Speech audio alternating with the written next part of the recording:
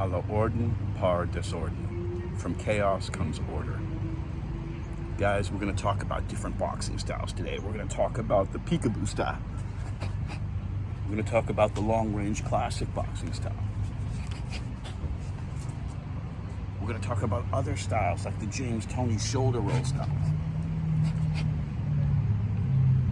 The Archie Moore Spartan guard style. And lastly, one that nobody talks about, Conor McGregor uses it very effectively. It's the Russian style of boxing, which a lot of Russian fighters use. You see Vitaly and Vladimir Klitschko use it. It's the same as the traditional, but the front hand is literally almost fully extended to the point that the referee could give you this warning for having an extended hand. But in that Klitschko style, that style invented by the Russian Olympic team and just Russian fighters in general, throw crazy casting hook punches from both sides.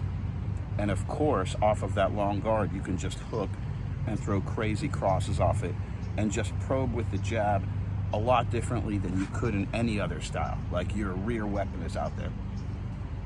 And there is a sixth other style. I don't know if you've ever seen, I forget whether his name is TJ, no, it's not TJ Dillashaw. It's another one of those guys from Uriah Faber's camp.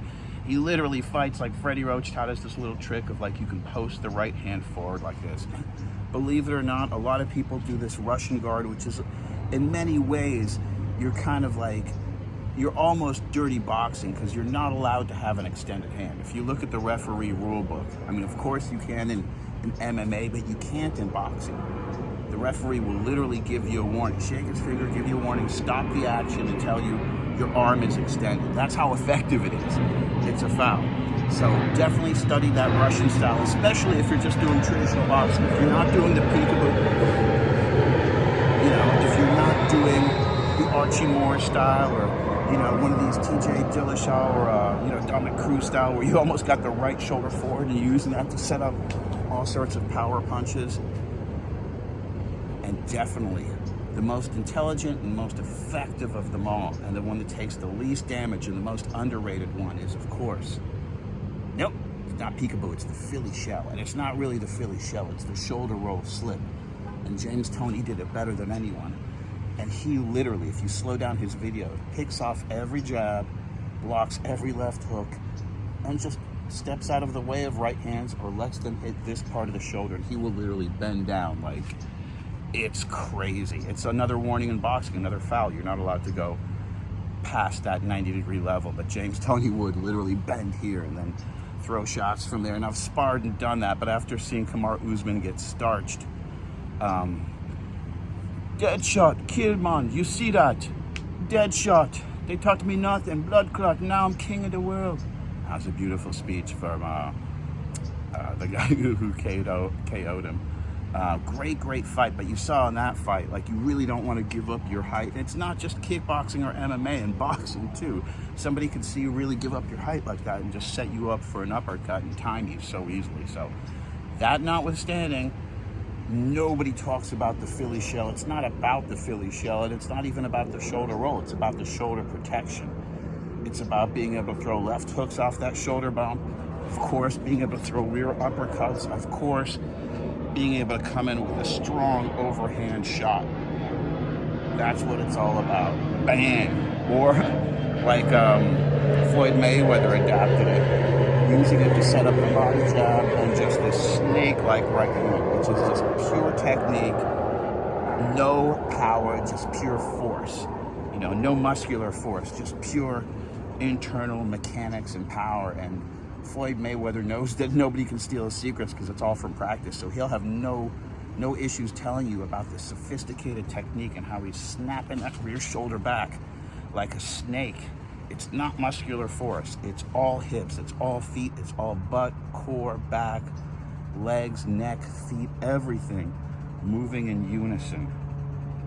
It's totally different than the way most boxers fight, which is why guys like Barry Bonds and Mike Tyson are champions, because they do things differently. So, want to explore those different styles. The traditional style comes from 17th and even 16th century boxing, which is where it goes back, this bare knuckle thing. And back then, believe it or not, I've researched this, in pugilism, like right now, That's a 1-2. Back then it was like that. They didn't pronate the fists, they supinated them. So that's where this Lomachenko kind of, Conor McGregor, Vladimir Vitaly Klitschko Russian long guard comes from. As much as we stress in boxing now, you'll hear, rest in peace, Kenny Weldon, the best coaches ever, say, a jab isn't a jab unless you turn it over. And as much as they, look at Chinese boxing and old school pugilism from the 17th century, they were all about this vertical fist. And I'm assuming that was a way to teach getting away from this, like human beings, men fight. They've done so since the dawn of time. There is the proclivity to pick up a rock and grab somebody and hit it, and that's the motion of an angry, untrained punch, this kind of hooking motion, because one's body can feel naturally that it can generate the most amount of force, which it can't. Not to say that speed and accuracy as opposed to force are not going to get you more knockouts. I mean, I found out the hard way, but it is what it is. You can knock out so many people, and my coach taught me this, and I found this out the hard way, that you wind up knocking yourself out. It's like you've knocked out so many people with power instead of with endurance and technique. It wasn't until I really kind of figured that out and incorporated a lot of power training into my training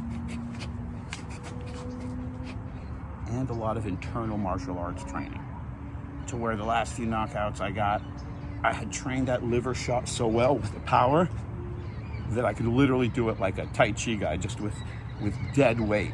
I don't want to say soft, but loose, but still connected. Solid, but the force is going through. And remember, with that liver shot, it's not like a hook. You don't want to go around to the liver like that. I didn't know this until, it took me so long, and I'm swinging and I'm missing. No. It's like Benny the Jet Urquidez teaches. It's a spear. That's a liver shot. It's an uppercut to the liver. It's not a hook to the liver. It's really important you understand that. We do have some hooking uppercuts. There is, of course, the Oscar De La Hoya one, which is amazing. This kind of 45-degree smash uppercut, the Donovan Razor Ruddock. One of my favorite ones to practice. So make sure you practice all these different guards. You're going to need them in different situations. Boxing off a rhythm like Diego Corrales used to do, and his coach used to just tell him, Diego, get into a rhythm. And he'd go from walking and stalking back and forth, left and right, to literally bouncing back and forth. The same way in Taekwondo, they literally hop up and down. In boxing, we bounce back and forth. That's literally part of the technique. It's called rocking. So you can't really do that in the Mike Tyson stance.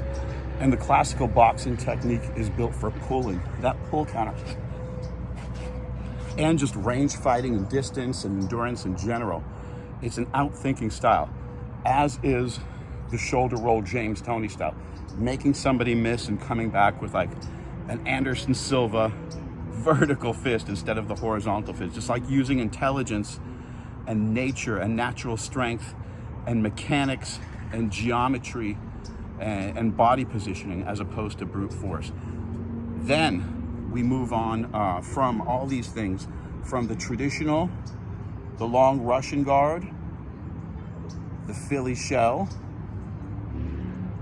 to the really aggressive peekaboo, which moves forward, which is really exclusively looking to move forward. Look at Muhammad Ali. He was such a pure classic boxer with that up jab. His hand was literally swinging in front of his waist the whole time, and it would come up and he would move back and time you and get you tired, and then hit you with incredible power and blinding speed. A friend of mine's dad fought Muhammad Ali and got knocked out by him in a professional bout. And he always said growing up, my dad knocked himself out. And that's what Dad would say too, because Muhammad Ali hit him with an uppercut and he tensed up trying to take it, and tensed up so much that he didn't have any give in his jaw, and he knocked himself out. So interesting, true story there. Again, just to recap the different styles, we have traditional style, we have the peekaboo style,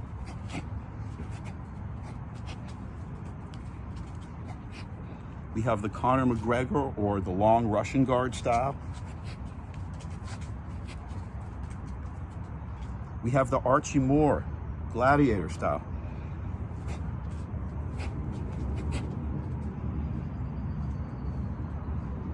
We have the Philly shell.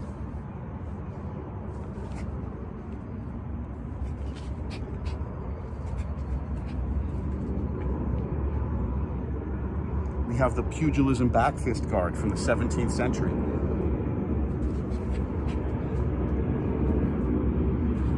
Since then, of course, what have we changed? The right hand is married and glued to the chin. There's still some guys, you know, who have this kind of boxer, puncher, Arturo Gatti style.